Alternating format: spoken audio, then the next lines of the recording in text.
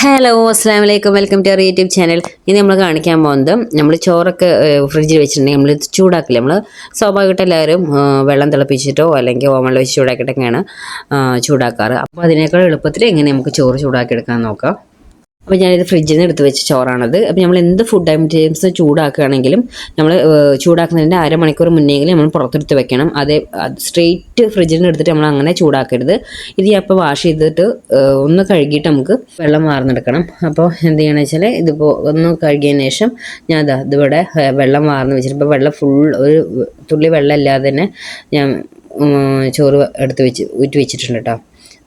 ഒരു തുള്ളി വെള്ളം പോലും അതിൽ പാടില്ല. നമുക്ക് വേണ്ട എന്താ വെച്ചാൽ കുക്കറാണ്. കുക്കർ എടുക്കുമ്പോൾ ശ്രദ്ധിക്കണം, കുക്കറിൽ വെള്ളം പാടില്ല. നമുക്ക് ഈ ചോറ് എടുത്തിട്ട് കുക്കറിലേക്ക് ഇട്ട് കൊടുക്കാം. ശേഷം ഒരു സ്പൂൺ വെച്ച് അതൊന്ന് നമ്മൾ സെറ്റാക്കി കൊടുത്തതിന് ശേഷം എന്താ വെച്ചാൽ അടച്ചു വെക്കുക. കുക്കറിന് മുകളിൽ അടച്ചു വെക്കുക. അടച്ചു വെച്ചിട്ട് നമ്മൾ എന്താ വേണ്ടി വെച്ചാൽ അതിൻ്റെ വിസിൽ നമുക്ക് എടുത്ത് മാറ്റി വയ്ക്കണം. അത് വിസിൽ വേണ്ട, അത് ഊരി വയ്ക്കുക. അതിന് ശേഷം ഗ്യാസ് സ്റ്റോപ്പിൽ വെച്ചിട്ട് ഒന്ന് ചൂടായതിന് ശേഷം എന്ത് ചെയ്യണമെന്ന് വെച്ചാൽ ലോ ഫ്ലെയിമിലിടുക. കുറച്ച് 5 മിനിറ്റ് ലോ ഫ്ലെയിമിൽ ചോറ് ഇവിടെ പെട്ടെന്ന് ചൂടായി കിട്ടും. അപ്പോൾ വളരെ ചെയ്യാൻ പറ്റിയൊരു മെത്തേഡാണ്.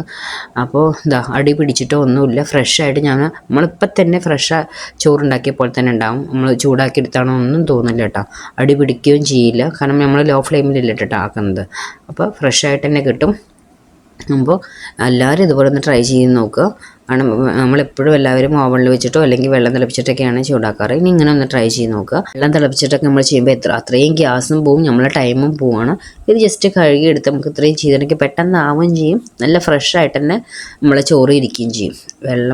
ഗ്യാസൊക്കെ ഒരുപാട് വേസ്റ്റായി പോവില്ല നമ്മൾ തിളപ്പിച്ചിട്ടൊക്കെ ഊറ്റി ചെയ്യുമ്പോൾ. അപ്പോൾ ഇങ്ങനെയൊക്കെ ഒന്ന് എല്ലാവരും ട്രൈ ചെയ്ത് നോക്കാറുണ്ട്. അപ്പോൾ നമ്മളെ വീഡിയോ ഇത്രയുള്ളൂ. വീഡിയോ ഇഷ്ടമായാൽ ലൈക്ക് ചെയ്യാനും ഷെയർ ചെയ്യാനും കമൻറ്റ് ചെയ്യാനും സബ്സ്ക്രൈബ് ചെയ്യാനും മറക്കരുത്. Okay, bye bye, thank you.